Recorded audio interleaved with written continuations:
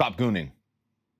I'm here to tell you to stop gooning. Not just that, I'm here to tell you it's possible to stop gooning. Now, jokes aside, I think that term is absolutely hilarious. Imagine your life for a second. If you were to close your eyes and imagine what it would be like if you were free from the sin of lust, from sins against purity, from sins against the sixth commandment for 1 second. How much freedom would you have? How much more connected to the Lord would you be? How much more connected to your body would you be? How much more emboldened in your faith would you be? Well, I've been on this crusade against gooning, against self-abuse, against pornography, against sins against purity, ever since I started this channel. And that's my mission, on top of many other things, is to free as many men and women, but mainly men, as possible from this. And I want to outline this in 3 main points, guys, okay? This is going to be a multi-part series. I've done content on this topic before, but I think where a lot of content online lacks is that it doesn't encompass the total person, meaning mental, physical, and spiritual. And I'm going to try to get through this in a timely fashion, so you're not sitting here listening to my annoying voice for 30 minutes talking about this. So I want to be concise, okay? I'm going to boil it down to the mental, the physical, and the spiritual. I'm going to start with the mental. And the mental and the spiritual have interplay, of course. Given our intellects, our spiritual lives, there's this obviously meeting point between the mind and the soul. But for all intents and purposes and sake of this example, especially with the nature in which this type of thing starts, it starts in the mind. And before I get to getting into that point, I actually want to outline a great quote, and I think it's an underrated point in the battle against lust, from this book, The Imitation of Christ by Thomas A. Kempis, which absolutely everybody should have in their catalog, because it's an incredible, incredible book. Now, this is something that I don't see often spoken about.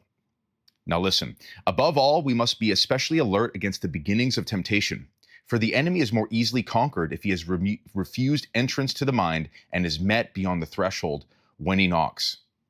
Someone has said very aptly, resist the beginnings. Remedies come too late, when by long delay the evil has gained strength. First, a mere thought comes to mind, then strong imagination, followed by pleasure, evil, delight, and consent.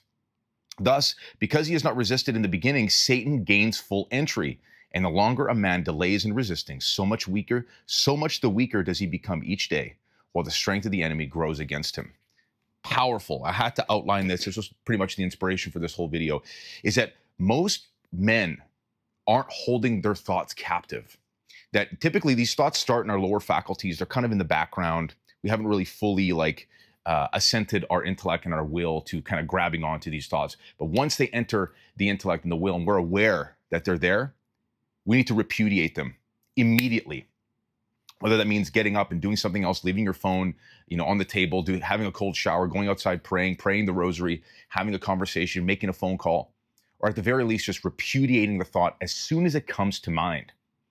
Sometimes you'll see me out in public and I'll sit there and I'll kind of shake my head for a second, or I'll close my eyes. It's because I'm doing that same thing. Now, by the grace of God and for his glory, I've been freed from lust and I've been able to really integrate chastity into my personhood. These temporal scars still remain, and God hasn't given me those graces yet to overcome some of the memories that flash by in my mind that I firmly believe the devil puts there, or these evil thoughts that come there. But I know that as soon as the thought is implanted, I do not water the thought with the seed, or I don't not water that seed of that evil thought with the water of my intellect, meaning that seed can really grow, and we're watering it via the assent of our intellect, via the assent of our wills. We cannot entertain the thought lest we be plunged into temptation, lest we be plunged into hell. So guys, next time one of these thoughts enters your mind, you must repudiate it immediately. Catch it mid-flight, hold it captive, and discard it. And the other thing here is the role of the will in this.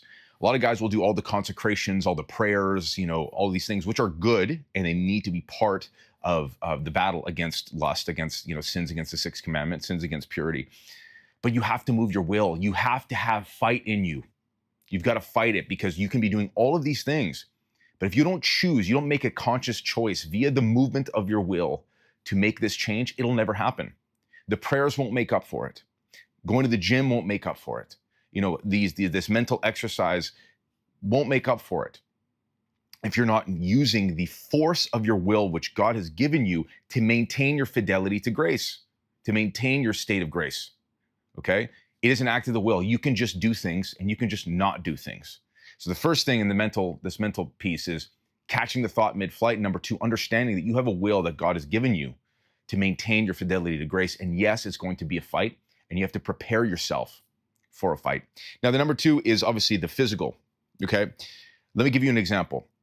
When somebody's struggling with overeating, which I did for a very long time, there tends to be this false appetite that arises from the indulging in hyperpalatable foods. Okay, so when you're eating junk food all the time, you're having cheat meals all the time, you're eating out, you're eating this really salty, hyperpalatable, meaning really really tasty food. Your body tends to crave it more because it's not that you have this huge appetite, really, that you're hungry all the time. It's just because you've kind of rewired your brain to seek dopamine via the ingestion of food, of certain kinds of food. So what happens is one day you'll have this kind of food, the next day you'll crave it again, and you're like, man, I'm starving. You're not actually hungry. Your brain is starving for dopamine. So it kind of creates this false appetite cycle. Well, the same thing happens with lust. You go a day or two without self-abusing, all of a sudden it feels like your libido has come back in full swing, full force. Well, the fact of the matter is, it's not that you have a high libido, is that you have trained your brain to chase after this reward cycle. You've strengthened this neurological pathway in your brain that you can change for the better. That's happened to me before as well. And you get this chaser effect, right? You go a day or two and all of a sudden you're like, man, my libido is so high. No, your libido actually isn't super high. Don't pay attention to the really GAY men's health stuff out there. That if your libido isn't high all the time, that you're not actually a man. That if you're not just constantly thinking about sex, you're not actually a man. This is degenerate and secular. And like I said, very GAY, guys. Doesn't dominate my brain.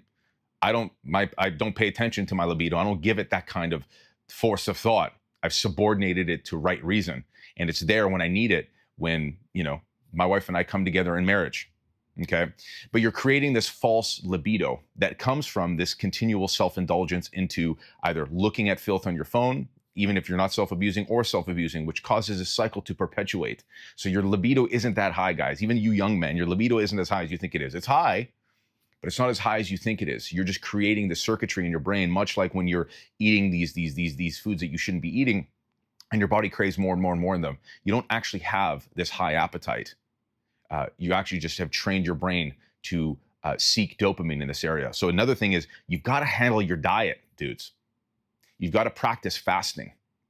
You've got to practice putting the fork down, okay? Because if you can actually get your physical appetite, your appetite with regards to food, under control, and you can subordinate that to right reason, you can actually practice temperance, which is just ordering and moderating your desires in the presence of a good that you typically crave. If you can moderate your desires when it comes to food, this is why the gym and assessing one's diet is critical in the fight against lust, because these are two kind of low-hanging fruit examples of natural virtue that we can cling on to, and virtue being a habit that we can develop that allows that to transfer to something more serious like, self-abuse. So get your diet in order, start practicing regular fasting, and get yourself in the gym. Another thing is, you need to have a place to put this energy, right? There's no question as to many of the great men in history, when they have actually gone through periods of chastity and self-restraint, even with regards to, making love to their wives, for example, they do great things, but because they've been able to sublimate this energy. So guys, you need to practice fasting, get your diets in order, eat a protein-rich diet that's rich in wholesome ingredients, single ingredient foods. Doesn't mean you have to diet down and lose a bunch of weight and get shredded. That's not the point of this. The point is ordering your actual appetite. Okay, putting first things first and second things second, meaning first, food is there to nourish your body. Number two, the taste. That's secondary to the primary function. And if we get this telos disordered, this is where disorder comes into play. Fasting, eating well, protein-rich diet, multiple feedings throughout the course of the day, but not, necessarily gaining weight or indulging in these bad foods that are bad for us, that kind of rewire the circuitry and allow these problems to perpetuate.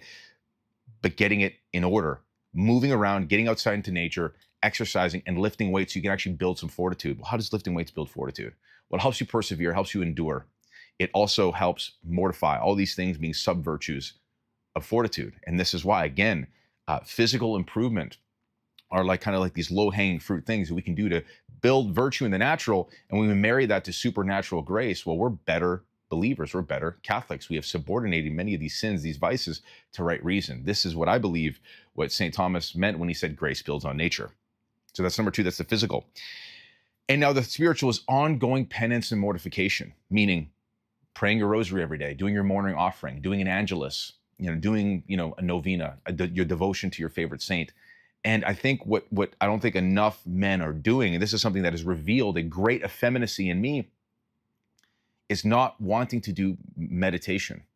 So now I every single day, I'm doing some kind of a meditation. I've started at 10 minutes and I'm going to scale that up.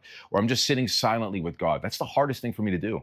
I love praying the rosary, even though I don't always want to pray the rosary. I love the rosary, and I do it every day with my family. I pray throughout the day. I'm not the most pious individual. I'm not pretending to be the most pious individual. But first of all, I think this was St. Augustine. If you don't pray, you can't be saved. So there's that. But if we're not trying to cling to God's grace through prayer, through ongoing penance and mortification, may look different for you than it does for me. But there's a couple things that are absolutely true and necessary. You've got to fight for your state of grace. Do not sin by presumption, by thinking, hey, I'm just going to self-abuse today, I'll just get to confession tomorrow. That is in it of itself a sin. You've got to progressively overload your spiritual life like you would the weights in the gym. That there's no such thing as stagnation in the spiritual life. There's either you're just regressing, okay? You've got to continue to progress and put your foot on the gas pedal. I was talking to my good friend, say the blessing that he's my good friend, Father Dan Rehill.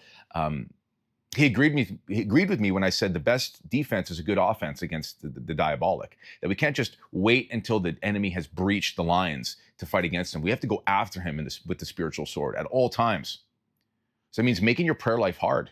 What does your morning prayer look like? What does your midday prayer look like? What does your mid-morning, mid-afternoon, evening prayer look like? Are you doing meditation? Are you praying the rosary? Are you aware of the promises of the rosary and its ability to defeat vice and heresies, etc.? Look up the 15 promises of the rosary. Where are there the holes in your boat of your spiritual life? Are you going to regular confession, partaking in the Eucharist?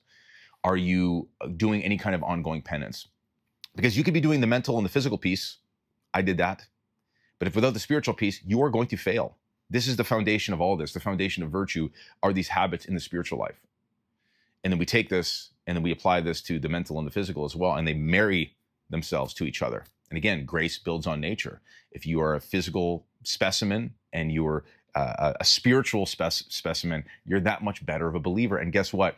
These vices are going to be a lot harder to take hold and take root into your heart, into your life. So guys, at the end of this, I really want you to assess your prayer life. Are you doing meditation? Are you doing these things? Is your prayer life kind of void? Because what I see is a threefold relationship between sloth, gluttony, and lust. And it can be in any order. If you're slothful, meaning there's a sorrow toward the spiritual good, then likely you're going to be gluttonous with regards to food, with regards to entertainment, with regards to, vice, self-abuse, and then lust. It can be in any order, but if one domino falls, the rest fall with them. There is an inexplicable and inextricable link between sloth, gluttony, and lust. And in fighting this from the mental, the physical, and the spiritual, and being aware of this fight at all times, you leave yourself that much more likely to overcome. And guess what? This is a framework that I use for my clients that are in my coaching program. And when we attack these three things head on with intentional focus and movement to the will, guess what? Lust just crumbles, it falls. And these men are able to integrate chastity into their lives, into their personhood, and no longer are they at the behest of their libidos. So with that said, I hope this helps you. Please like, comment, share, subscribe, all that stuff. And if you're wanting to implement these in a high touch, one-to-one setting, I am taking guys in my Catholic men's fitness and mentorship program, where not only do I take guys through a nutrition regime and a workout regime, but also how to defeat lust, overcome vice, etc. I'm looking for a few more guys in that program. So I'm going to leave that application in the description box below. But otherwise, please share this with a man that you think it'll help. And that's it. Glory to Jesus Christ. And thank you for tuning in.